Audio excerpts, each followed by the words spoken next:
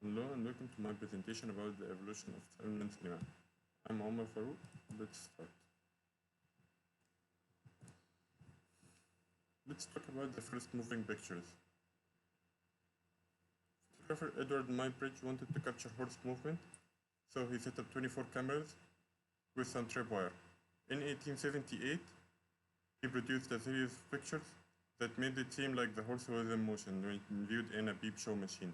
Shortly after that, Murray photographed the bird in motion using a camera that looked like some sort of a rifle, and it took 24 pictures per second. Now let's talk about the silent era. The silent era marks the birth of cinema when cinema was all about experimentation and pushing boundaries. All of these new discoveries of this era helped shape the era that followed, filmmakers and the films after that. Named for its lack of sound, film of this era lacked color, and some of them were filmed on as little as a single reel of tape. This period began with the invention of cinematography in 1895 by Lumiere brothers. This device recorded film stock and projected the footage on screen. The silent era ended in 1929 when the talkie started.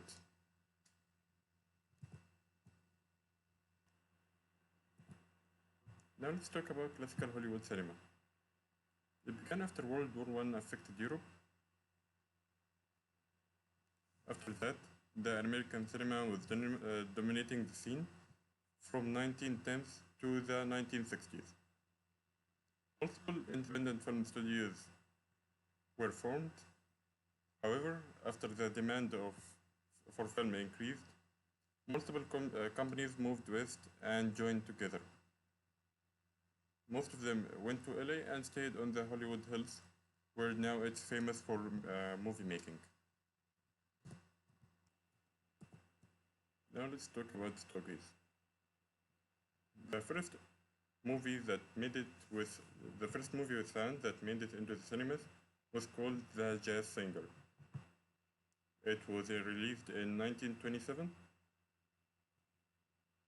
So after that, many filmmakers had to adapt to this technology so that they couldn't be too far behind. However, due to this, many actors lost their jobs because some of them had terrible voices and others, their acting couldn't match up with their voice. Now let's talk about German Expressionism. Until now, most movies were either about everyday life or stories about supernatural places. The German cinema came up with something new, which is called German Expressionism. Filmmakers came up with indoor film sets, and they mastered lighting like no one else. They realized that the way they make a scene lit drastically changed the tone of the movie. And they began to experiment with harsh and soft lighting.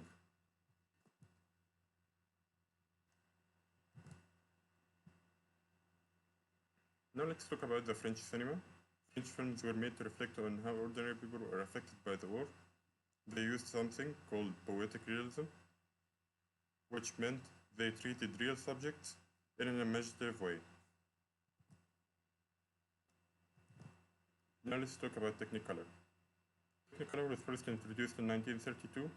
Before then, color was added to film by painting the photographs or by using a stenciling system that cut out sections of the frame and tinted them.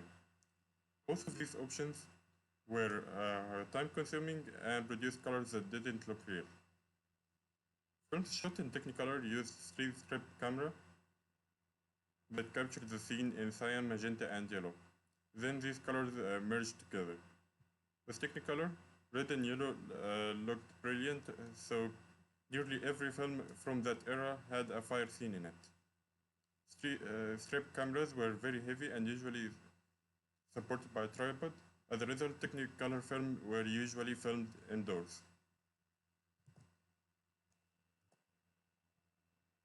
Now let's talk about film noir. After World War II, filmmakers in the US began to base films on darker themes. These films, released in the time, dealt with crime, corruption, greed, and cruelty.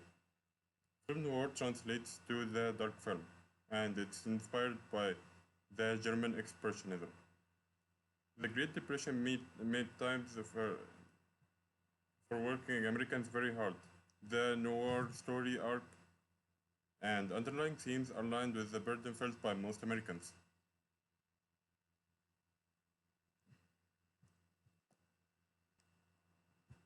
Thank you for watching my presentation, and goodbye.